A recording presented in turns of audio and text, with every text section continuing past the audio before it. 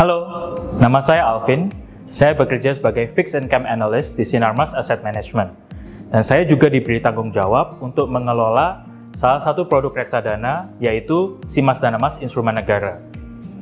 Di video kali ini, saya akan membahas sedikit tentang bond market outlook in the second half of 2020. So, mari kita mulai. Oke, langsung saja kita masuk ke bond market outlook in the second half of 2020. So, bagi viewer yang belum tahu, tahun 2020 ini ekonomi dunia kita mengalami masa pandemik yang lumayan berat, yaitu pandemik COVID-19 yang membuat banyak orang kehilangan pekerjaan and countries go into lockdowns, and actually OECD predict almost all countries will experience negative GDP growth in 2020. So, apa yang federal government and central banks or financial authorities sudah lakukan? Actually, central banks have embarked on unprecedented policies. Mereka mulai banyak melakukan monetary easing, dipimpin oleh Fed yang memotong suku bunga 1,5% tahun ini, dan mereka juga melakukan QE atau quantitative easing. Ini kita bisa lihat dari balance sheet central banks yang lonjaknya sangat banyak, juga dipimpin oleh the Fed. Balance sheet mereka lonjak dari 4,2 triliun to sekarang mungkin sekitar 7,2 triliun. That's almost double the initial position at the start of the year. Dengan segitu banyaknya stimulus, fiscal and monetary, bagaimana respons ekonomi dunia? Kita lihat masih belum baik. Ya. Ini adalah beberapa indikator yang kita perhatikan. Actually, indikator kita belum menunjukkan adanya pick up in inflation in the US. Begitu juga dengan unemployment rate. Kita lihat unemployment rate masih akan lumayan tinggi. And US GDP juga akan mungkin mengalami resesi ya in the second quarter of 2020.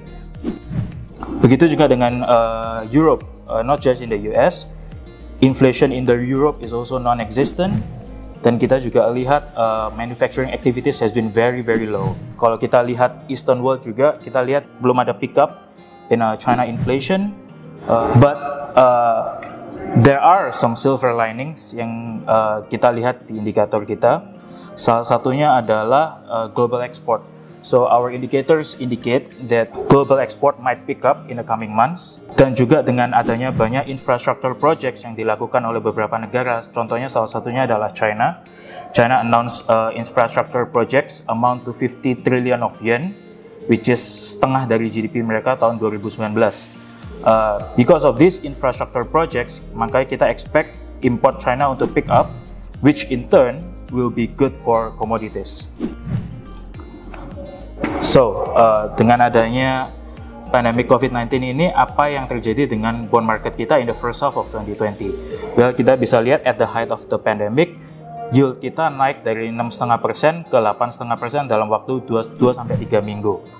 It's because of foreign selling. So, kalau kita lihat foreign selling di bulan Maret itu sudah jual sekitar 130-an triliun, which is about 14-15% of their initial holding. And actually, Bank Indonesia and local banks have been supporting the bond market a lot. Year to date, Bank Indonesia sama local banks udah beli cumulative amount of sekitar 420 sampai 430 triliun. So, going forward, our thesis for SBN. For the positive side, kita masih suka Indonesian bonds karena number one, dia adalah one of the laggards in the emerging market space. Yang kedua, dia still attractive in terms of nominal and real yield. Ketiga, inflation has been very low. Keempat, Bank Indonesia has promised to keep rates low for the foreseeable future. Kelima, possibility of manageable supply due to BI burden sharing program. And keenam, stable or weakening dollars. But on the negative sides, kita lihat bahwa beberapa indikator kita actually mulai menunjukkan possibility of steepening of the curve. And also, historically, the current entry level of yield itu akan generate unattractive one-year forward return in the future. This chart menunjukkan kenapa Indonesia is one of the laggards in the emerging market space. Kita lihat bondsnya Filipina sudah naik 13% year to date, India sudah naik 7% year to date, sedangkan bonds kita masih flat. Lalu kalau kita lihat our nominal yield itu masih kedua tertinggi in the emerging market space, as well as our real yield. Lalu ini adalah chart inflation, menunjukkan inflation has been benign and has been manageable for years now. Lalu alasan keempat kenapa kita masih suka Indonesian bonds adalah Mr. Perry Warjio, the BI governor, has indicated that low rates are here to stay. Dia tidak akan menaikkan rates anytime soon.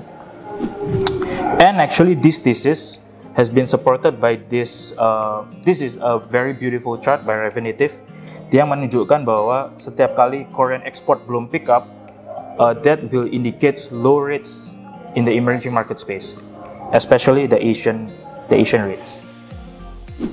So in terms of bond supply, initially ketika pandemi COVID menyerang, budget deficit direvisi dari 1,76%, direvisi menjadi 5,07%, lalu final revision menjadi 6,34%. Ini berarti issuance of bonds membengkak dari initially 700-800 triliun gross issuance for 2020, membengkak jadi sekitar 1.500 atau 1.600, jadi 2 kali lipat. Initially, ini membuat market participant takut. And yes, they have reasons to be afraid, karena kalau kita lihat second half of 2020 itu government masih harus issue 740 triliun for bonds. Just in comparison, tahun lalu MOF cuma issue the whole year cuma issue sekitar 700 sampai 750 triliun. But because of burden sharing program with BI, actually BI has committed untuk membeli sekitar 400 triliun of bonds from the private placement. Jadi ini akan cut bonds issuance by half, which is good for Indonesian bonds. Lalu last but not least, alasan kenapa kita masih suka Indonesian bonds, Indonesian assets, karena kita lihat dollar has weakened a lot, and stable or weakening dollars is very good for risk assets, termasuk Indonesian assets, rupiah, bonds, and also equities. At the same time, beberapa our indicator juga menunjukkan possibility of steepening curve in the US. So this is one of our indicators menunjukkan that 2-year and 10-year will steepen, and this is the second indicator yang showing you the same storyline, that yield curve is possibly going to steepen. Kalau yield curve di US steepen, most likely kita juga akan follow suit, kita juga akan steepen our curve. And actually has been evident juga, our 2-year and 10-year curve di Indo-GB is actually currently the steepest in the last 10 years, going back all the way to 2010. Also, at the current level of yield, 10 years sekarang sekitar 6,8-6,9%, our indicator suggests that the 1-year forward return will be a low single digit. So that might not be very attractive untuk going into the very long duration. Okay, last but not least, it is worth noting that the wall of maturities of SBN, 50% of it will come in the next 10 years. Jadi ini mungkin akan mendesak MOF untuk issue more of the long end in the coming years or in the second half of 2020. Dan ini juga evident minggu ini pemerintah juga barusan issue new bonds PBS 28 yang maturity-nya actually 26 years. So we might see more of this coming in the second half of 2020 and possibly 2021 or 2022 also. So given those scenarios, actually sekarang kita masih suka Indonesian bonds. Kita lihat loan growth di banks belum pick up, jadi a lot of this liquidity in banks actually has been going into the Sun SBN. But which portion of the curve yang kita lebih suka? Currently kita lebih suka short end to the belly of the curve.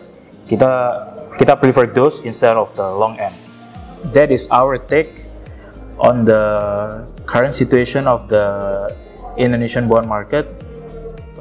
But at the same time, kita juga data driven. So kalau ada new data yang come out yang we think is a game changing, we will update you, and also accordingly we will possibly change our view. Nah, di Sinarmas Asset Management kita actually punya salah satu produk yang purely capitalized on this interest rate plays. Namanya adalah Simas Danamas Instrumen Negara. Simas Danamas Instrumen Negara adalah reksadana yang menginvestasikan seluruh asetnya di surat hutang pemerintah Indonesia. Jadi yang pertama, liquidity risk hampir tidak ada. karena bonds pemerintah Indonesia hampir semuanya cukup liquid. Dan yang kedua, default risk juga tidak ada karena bond-bond tersebut dijamin oleh pemerintah Indonesia. So far, our thesis has been proven correct. Ini dapat dilihat dari performance SIMAS Dana Mas Instrumen Negara yang year to date menghasilkan return cukup baik, yakni sekitar 5,7%. Dibandingkan dengan Infovesta Government Bond Index yang year to date menghasilkan return sebesar 3,1%. Kita actually outperform index sebesar 2,6%. Dengan tingkat return yang cukup menarik, SIMAS Dana Mas Instrumen Negara dapat menjadi pilihan investasi buat teman-teman investor sekalian. And with a little bit of luck and prudent management, kita hope to sustain this performance in the future. Stay tuned to this channel. Jangan lupa subscribe, like, share, and comment. Bersama Sinarmas Asset Management, grow your wealth.